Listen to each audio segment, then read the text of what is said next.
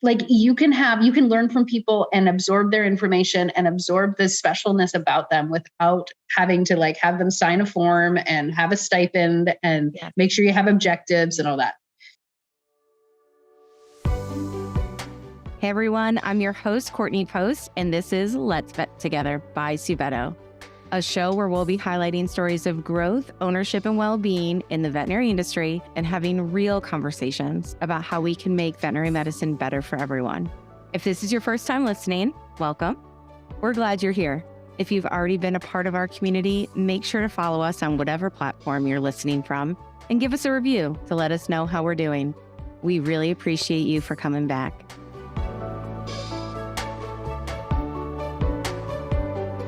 Welcome to Let's Vet Together. Today, I am hanging out with my friend and colleague, Dr. Heather Loenser. I'm so excited. We've joked about podcasting together for some time now. And today, it is really happening. We are podcasters, Heather. We are legit podcasters, Court. We are legit podcasters. So on the Let's Vet Together podcast, we always kick off by you introducing yourself, but to make it fun and exciting, we ask you to share either a local favorite treat, what makes your area of New Jersey. Spoiler alert, Dr. Heather Loenser is from New Jersey. Well, not originally, but currently resides in. And or just your fun go-to treat, which I have an inkling, I know what you've brought. So Dr. Heather Loenser, can you introduce yourself to the Let's Vet Together community and share with us what you brought today? Hi, Let's Vet Together community. So I'm obviously a veterinarian. I went to Iowa State, go Cyclones. So I'm from kind of all over the place. I was born in Canada. And so if we were doing this in my hometown in Kingston, Ontario, I would be bringing maple syrup, real maple syrup. Not poutine, Heather. That's my favorite Canadian treat. You know what? It's hard to find vegetarian poutine. It is. I converted to vegetarianism like post poutine. But yes, it's the best. It's out there though. I've had it. I've had vegetarian poutine. So I live in New Jersey, and New Jersey and New York and I live close to New York City. So we have a fight over who has the best pizza. So from a local snack standpoint, it's Nicola's Pizza. It's what my kids have grown up on. And, it's super, super, super thin, and you can fold it. And it's amazing in an air fryer the day after. Oh yeah. I love the air fryer. Day two air fryer pizza is where it's at. When you have to sprinkle a little water on top of it. I don't know if you know that. A little bit of water to keep the cheese moist. Okay. But then my other snack I have today, you can hear it, is fruit snacks, because they are made with real fruit somewhere. I think it's like 4% real fruit. Those are from upstate New York, my friend. So Mott's is a apple country upstate New York company. So there's apple juice in here. You have a little bit of my roots that you enjoy. And fruit snacks, just for our Let's Vet Together community, are a go-to guilty pleasure of a lot of folks on the Suveto team. And when we are working together and someone is enjoying fruit snacks, we're like, oh yeah, let me go get my children's fruit snacks upstairs. Exactly. So if this is not part of your regular go-to snack, make it one. Yeah. They bring a lot of joy. And goldfish. I have to say goldfish too. Didn't know about goldfish until I had kids. Yeah. Goldfish are another good one. For sure. But definitely. Yeah. I mean, we will not frown upon any wrinkling happening during this podcast. If you want to enjoy some of those little crinkle wrinkle, dive into those fruit snacks whenever you feel the urge to. I will. I totally will. All right. Well, today Heather and I decided we wanted to record a podcast that we would listen to. That's our goal. That was our foundation of deciding what we were going to talk about, because frankly, Heather and I can talk about almost anything for an extensive amount of time. That's so true. But something we are both really passionate about and feel like we've had just a wonderful foundation of is mentorship. Yep. And what we learned from our mentors. And this is something that obviously within our profession, we are talking about, we are addressing. Frankly, it's all of Heather's day-to-day time. It's, her passion. It's what she's shaping for our Suveto community and beyond. But instead of us just talking about what we're doing, we wanted to do a little bit of a reflection of what have we learned from our mentors and when did that show up in our life? And so I wanted to start a little bit of foundation with, what does mentorship mean to you, Heather? Not the definition of what the profession thinks it is, but what does it mean to you? Because I really think that we need to start there in order to understand what your mentors have taught you. Who have you identified as a mentor? First, I need to know what mentorship means to you. That is such a good question. And I've already decided I'm going to probably cry like 45 times in this, because I think of who my mentors are and were and how they shaped my life. And just like, it's like tears out of gratitude is really what it is. So, so what mentorship means to me is, it is the ability to see a future me in another person. So there's skills and a way they move around the world and a way they problem solve and a way they communicate that I don't have yet, that current me is thinking future me would really benefit from taking those skills and growing them inside of my body so that future me can better serve those that I care about. I love the idea of future you.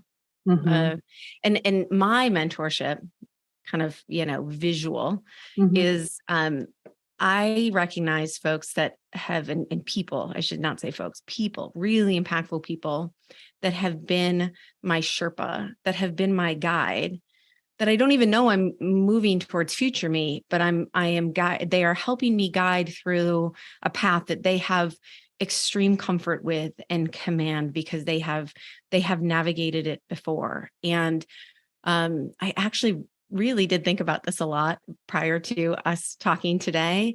And I was blown away by how clear the path each one of them took me on. What was the different objectives of those paths, what summit I was climbing. And that is, in my opinion, vastly different than us talking about educational support. Totally. Like a set formal mentorship program. And that's where I've always wanted to challenge that phrase a little bit, because that assumes that there is this set program path that is I'm going to connect you to a mentorship program that is going to then take you on this journey, which frankly, everyone is at a different path in their life. Everyone's future self looks very different, right? This is not a one size fits all. So that's where identifying who mentors are, it doesn't always have to be a formal process. Do you agree, disagree? Like, I totally do. How have you found those mentors in your life? Have they been assigned to you? Has it been a cosmic meeting? Has it been? And also, like, did they know they were mentors? Because I think about my very first one. Like, did you actually know that I looked up to you and I was watching how you moved around the world and what skills you had so I could put them into my body and have that show up in my future life? Like, so definitely the universe. I would say my first formal mentor. Are we naming names or do you not want to name names? I'm just curious what you want to do. Are you going to name names? Because I'm only going to name names if you're going to name names. I'm going to name some names, or I will change their names to protect their identity. And frankly, there's probably not many people in this veterinary community that will know these folks, but you can name names, whatever you're comfortable with. So it makes me misty. So it really does. So I would say my first mentor, her name's Marianne Nieves. Marianne, shout out to Marianne. Well, she'll always be Dr. Nieves to me. Because like when you're a Dr. student, Nieves, yes. Everyone is like they never even have first names. But she was a surgery professor at Iowa State. And she is, she's from Oklahoma. But I guess I don't know her cultural background. But she was a beautiful brown woman. And in Iowa, there were not many of them. And that was before I even paid any attention to representation, honestly. This is in the early 90s. So I just think about what it must have been like for her. And we never talked about that because she just always just showed up. Orthopedic surgeon, man. I mean, you guys all know who are on the call, or on this podcast, like orthopedic surgeons are tough, and she was tough. But she was a mom. And she was the first mom that I ever met in a clinical setting who had a really, really, really solid, beautiful career. This is like in the late 90s. And So the veterinary school had already become mostly female, but we didn't have mostly female leaders or professors yet. So like you had 75% of my class was women, but 20% of my professors were women. So I didn't know what it looked like to be a career woman, a mom to, I don't even want to know how old her daughter is now, because in my mind, she's still in kindergarten, but she's probably not. And she's a really sweet, supportive husband. And I just remember thinking, like, how does she balance being a mom to this incredible little girl at the time, orthopedic surgery at a university, and she also ran our wildlife hospital. And Court knows this, but I was going to be a zoo veterinarian, like so many people, thought they were. But I really was. Really like a all goddess the things. To you. She was. She totally was. To the point where I would do my studying in her office at night. She let me study in her office. And so she didn't know she was my mentor. So Dr. Nieves, if you're listening to this and you're like, I didn't even know that I was a mentor. I was Heather Buchanan at the time. You were, because I watched how you balanced mothering. You had a beautiful support system, and I didn't know how to build that. And I got to watch how she built that. And then how you showed up every day doing your best and also taking care of your family. And I just thought that was the coolest, most unattainable thing in the world. And now here you are doing the same things, Heather. Exactly. Your future self, really has grown into all of that, which is unbelievable for us to think about back in our like baby college years, right? Totally, completely, absolutely. Was. My first mentor, identified mentor, right? I thought about this, and I think for those of us lucky enough to have really present parents and grandparents that we were lucky enough to be reared by, of course, our parents and aunts and grandparents were, probably our earliest mentors. It was never a formal program. It taught you how to be a good human being and also how to live life in your future self. But the first person I really identify as a mentor in my life also showed up for me in my college years. And definitely during those times, he had no idea that he was my mentor, but he was someone that I wanted to have helped me navigate the path that I was on. And he was my Islamic mysticism professor.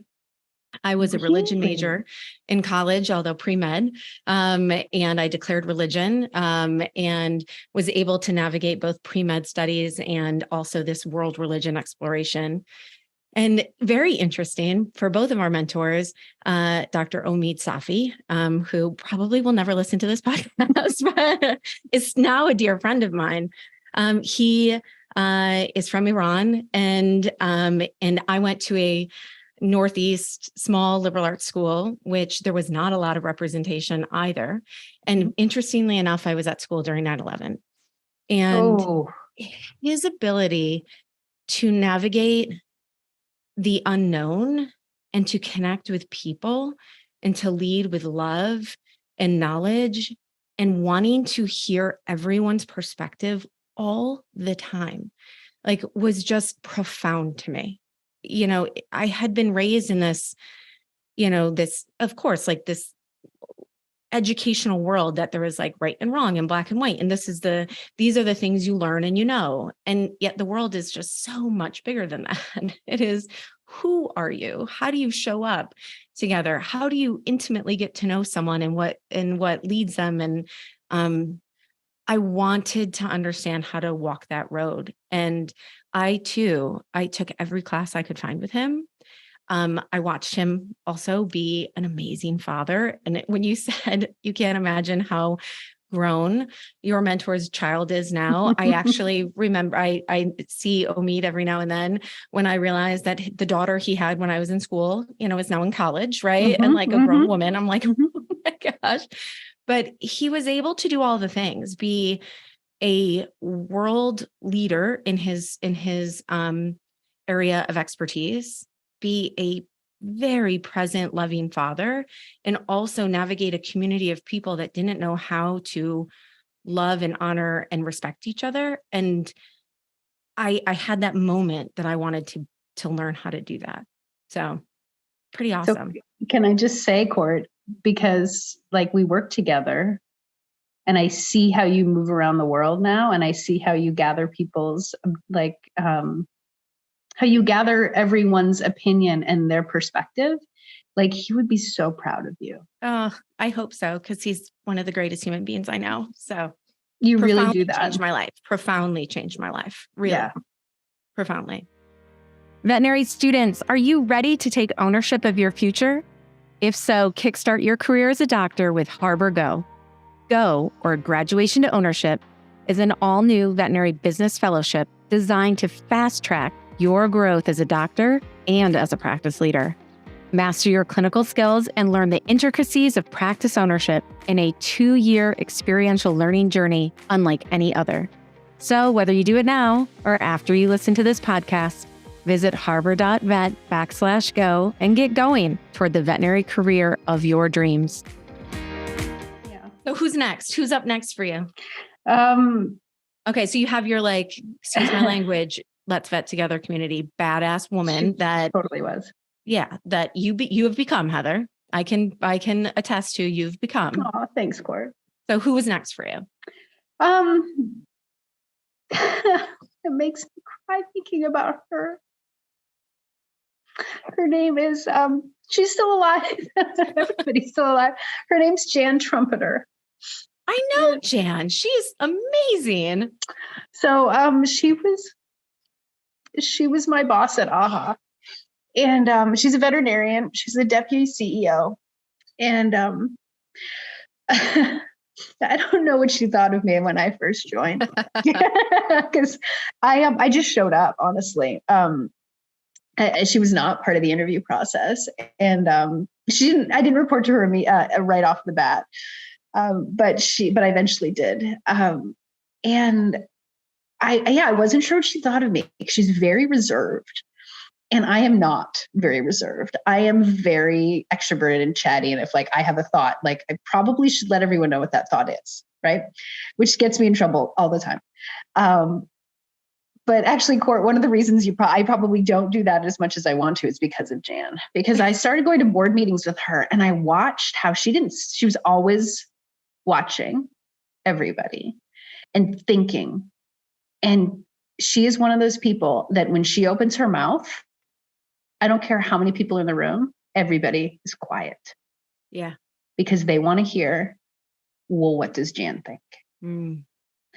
And I admired that so much in her because she had so much, she still does, so much wisdom and so much humility. And she just always knew when to talk. She always knew when to share her feelings. And as we grew closer and closer, it was just an honor to have her share even more of her actual feelings about things as opposed to just her ideas and her tactics and her strategy. So being let into the inner circle of her mind and her heart was one of my greatest honors. Heather, did you meet Jan prior to your Frank communication training? I met her after. Yeah. Cause I've done Frank forever. Yeah. So you were an excellent listener. And Thanks. I feel like through your communication training, obviously, but what you've learned from Jan of listening and choosing when to weigh in, you do an incredible job of that. Let's Vet Together community. I could use some Jan in my life. I could use more Jan. I really could. Yeah. I recognize that as, one of my mentors also taught me your greatest strengths also when misused are your biggest weaknesses or areas of opportunity. Mm-hmm. And I am very outgoing and I love to talk to folks and get to know people and want to weigh in and always have an idea or an opinion, but sometimes you just need to limit when you decide to talk to make it the most impactful. Totally. Totally. All right. Who's yours? Down in my life. Yeah. Actually, this is really flowing. So Gary Helak, also probably not going to listen to this podcast. He was I was in pharmaceutical sales for a very brief stint of my life. I didn't fit in that mold either. But Gary was I'd say my first quote unquote boss. that probably showed distributive leadership before I knew what distributive leadership was. And he did that in the most artful, beautiful way by creating a team that kind of rose and fall together. It was never about our individual accomplishments. It was what we did as a team and how we celebrated that as a team. And one of his most brilliant kind of perspectives was how much you had to play at work. And again, I always go back to, do you know the Seattle fish market, the play at work? Yeah. Yes.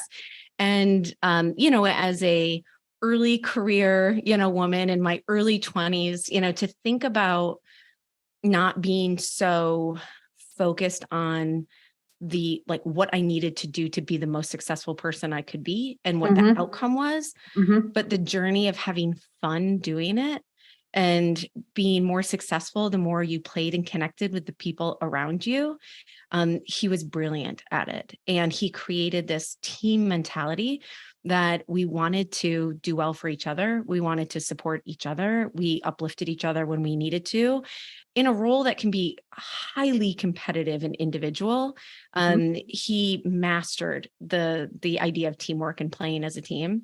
And I have always tried to carry that through. And you do. I do. You totally do. I try because it should be fun. And when you have fun, there's joy in your work and you can support each other. And that was all shout out to Gary Helak. I watched him from afar. Again, he would have never known that he bestowed that knowledge in me at that time, but I was just in awe of him. I'm like, wow, I can't believe he thinks of it that way. And he was the first, again, boss that I had that I felt like was a partner in it, and that surrounded me with people that were invested in my success, not just us being competitive with each other.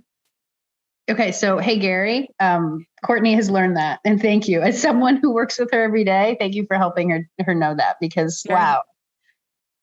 Gary, it's so fun. This is the random Gary knowledge, is that in the pharmaceutical world, like your team had like a call signal to it. I mean, we were like basically like Top Gun, and ours was K00. Why? I have absolutely no idea. It's probably by like what state you live in and like what region you live in. K00. And Gary called us Cool in the Gang instead of Cool in the Gang. And our theme songs were all like Cool in the Game songs. And he would start every call, blasting Cool in the Gang. He would bring costumes to meetings we had. And it was just like, gosh, we're all like trying to work and make a living here, but he made it so much fun. So I love that. I love that. It was great. All right. Do I have time for one more? Because I need to each have time for one more. Okay. So my third and I probably have 15 mentors, so I could do this for like hours, but half of them don't know that. Maybe we'll have an extended podcast to hear the lineage of Courtney and Heather's mentors. So I'd say, so you touched on frank communication, which I've been doing since its inception. And I'm so grateful that I have, but since about 2008, 2009. And Dr. Jane Shaw is the mother of Frank. And she has a grandmother and she has offspring, which I think is kind of funny. And I kind of consider myself like a second cousin to Frank. And I'm so honored to have been in it that long. But Jane has a beautiful ability to teach something really, really, really complicated and really, really ethereal, and make it and break it down into skills that, like, Court, you see show up in me every day. Like, it is not. It's like she can break it down to have it be as technical as like, this is how you spay a cat. This is how you tie off the pedicle. This is how you do a skin closure. Only, by the way, it's reflective listening and not how to spay a cat. So her ability to really, she's changed the profession. She's changed the profession, the way we learn, the way we talk to each other. And to have, at the time that I was a Frank coach, there weren't a lot of people like me. That it was set aside to have a pharmaceutical company who had sponsored the initial content to be the coaches. Mm-hmm. But she saw something in me to come back and be a coach. And that is something that I will always be grateful for, because it literally changed the trajectory of my life. And so having her in my life saw something in you. Those skills come to life. Yep. And you get to see it. I do. And hopefully many people in our community, our Let's Vet Together community, get to see it, as Heather is our Chief Veterinary Officer of Suveto, as well as still a Frank communication coach in the real world. And also just an incredible human being, like I said, to listen and to teach skills. There has been a couple recent incidences of Heather being like, Courtney, how could you reshape that question? Thank you, Heather, for being in my life. And it's so impactful. It's really important for us to be conscious of how we communicate with each other, and what the outcomes of that good, healthy communication can be. And so thank you, Jane, for seeing that in Heather.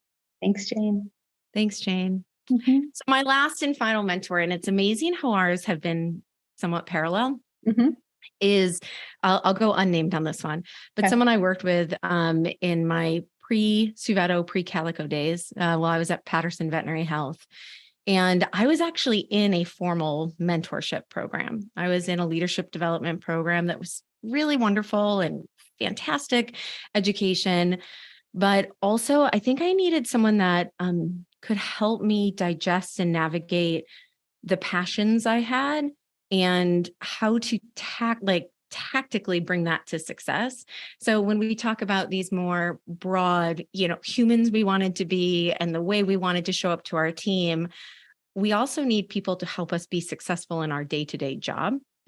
And like you said, where Jane can break down the steps of spaying a cat, this human being could teach me how to, so simply, effectively read a profit and loss statement, effectively create a sales strategy, how to measure that, how to motivate it, how to position it, how to find exclusivity. That I felt like there was just veil that was pushed back, that I was like, wow, there is just such knowledge that could be shared if you ask. And he was not part of my formal program. And actually, I was not formally his direct report, but I saw the knowledge he had and the way that he was able to strategize, that I just kept asking. I just kept scheduling time. When I would go to a meeting, I would reach out beforehand and say, can we sit down for an hour beforehand? And I would bring my work and say, help me see what I'm not seeing here. And he really, I believe, changed my ability to see my business world in the most simple ways. It's not always as complicated as everyone thinks it is. There is just knowledge in the experience if you ask people to explain it to you. And I was so grateful he was always available. So that's, as a mentor, I'm big on informal mentorship. You have to find someone that has the knowledge to help you get down that path, whatever path you're on, and seek it out and ask the questions, because as human beings, we naturally want to share our knowledge. We do. We actually really do. Especially veterinarians. All my veterinarians on the call, that is what you do every day. You share your knowledge. People love to be seen for the knowledge that they have. You just have to ask. You do.